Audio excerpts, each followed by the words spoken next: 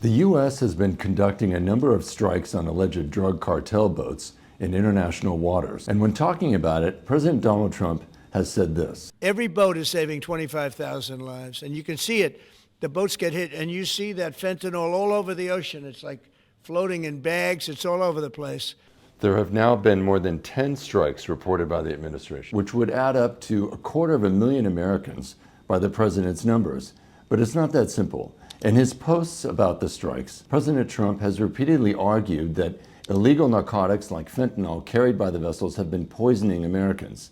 But fentanyl is typically smuggled over the U.S.-Mexico border by land, not by sea. If something was being smuggled by boat in the Caribbean or the Pacific, it would likely be cocaine. Regardless, the Trump administration has not provided detailed information about the type or the quantity of the narcotics on the boats targeted. In total, there were more than 73,000 drug overdose deaths in the United States over a 12-month period, according to government statistics. So Trump's estimate that 25,000 lives are saved with each strike, totaling 250,000, would be triple the number of overdose deaths recorded in a year. The numbers don't add up.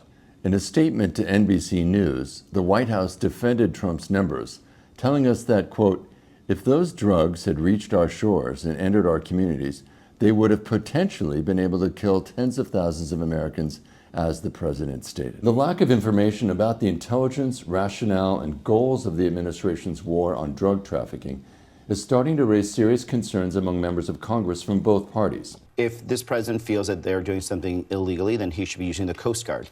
If there's an act of war, then you use our military, and then you come and talk to us first. They have alleged that these people are drug dealers, and we've had no evidence presented. So at this point, I would call them extrajudicial killings. Experts and former government officials say that only disrupting the supply of narcotics isn't enough to solve the drug problem in the U.S., and that reducing demand and access should also be paired with treatment for addiction.